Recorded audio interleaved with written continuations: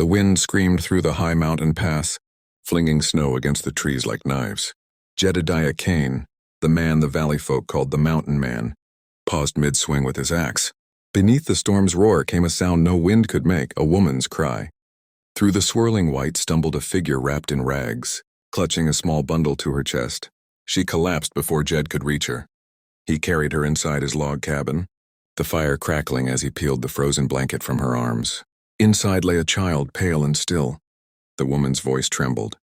"Please, help me." Jed's fingers searched for a pulse, nothing. "Ma'am, I'm sorry," he whispered. "Your little one's gone." Her cry tore through the cabin, a sound of grief so raw it seemed to split the air itself. For hours she rocked the child, whispering lullabies to a world that would never answer back. When her voice finally faded to a rasp, she looked up and said, "Please, bury him. I have nothing left. Just please bury my child."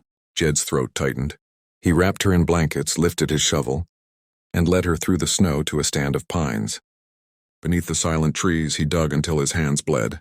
The woman knelt beside the small grave, humming the lullaby once more before laying her baby down. "His name was Samuel," she whispered. "He was born on a night just like this."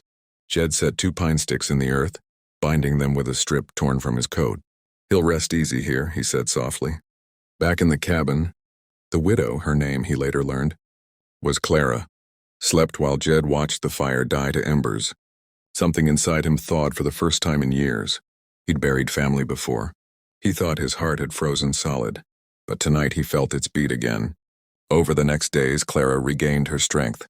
She tried to help with chores, but grief hung over her like the cold itself. Often Jed found her at the grave, her lips moving in prayer. One morning she asked, "Do you ever wonder why God lets people suffer?" Jed kept splitting logs. "I used to. Then I figured maybe he gives us storms to see if we'll keep walking." She studied him a long moment, then nodded. Something in her eyes, something faint but fierce, began to live again. When she said she should leave once the snow cleared, Jed shook his head. "You got nowhere safe to go. You step off this mountain now, they'll bury you next to that child by sundown." "I don't want to be a burden," she whispered. "You ain't," he said. And for once he meant it. That night he stood by the grave and promised the wind, "Your mama's safe, little one. I'll see to that." Weeks passed. Spring edged its way into the valley.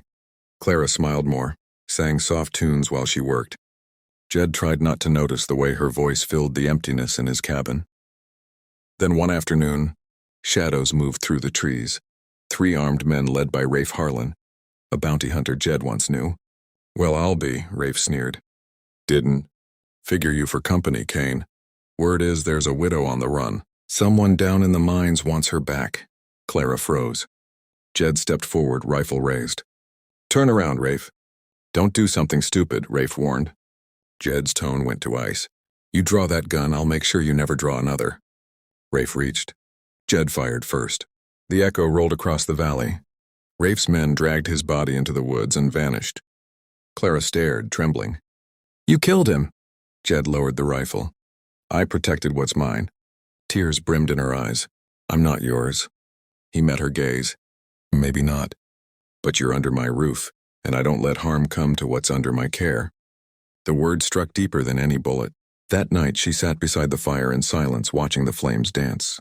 In the faint light, the hard lines of Jed's face looked softer, almost gentle. At dawn she touched his arm. "You could have let them take me." "But you didn't. Why?" "Because you asked me to bury your child," he said quietly. "And I won't bury you too, not while I've got breath left." From that day on, they worked together, planting, hunting, mending what the winter had broken. Under the thawing sky, 2 shattered lives began to heal. When wildflowers finally bloomed across the valley, Jed carved a new cross from pine and placed it by the small grave. Clara stood beside him, her hand slipping into his. Neither spoke. They didn't need to. The mountains were still, the air sweet with thawing earth. For the first time since the storm, Jed felt peace. He understood now that sometimes the most shocking thing a man can do is choose mercy when the world has shown him none. And somewhere in that quiet, beneath the whispering pines, a promise lived, not of romance alone, but of redemption, of 2 hearts learning how to breathe again. If this story touched your heart, if Jed's courage and Clara's faith gave you hope, please take a moment to subscribe to the channel. Your support keeps stories like this alive, tales of struggle, sacrifice, and the unexpected kindness that still exists in a hard world. Hit that subscribe button, share this story, and stay tuned. More powerful, heartwarming stories are coming soon.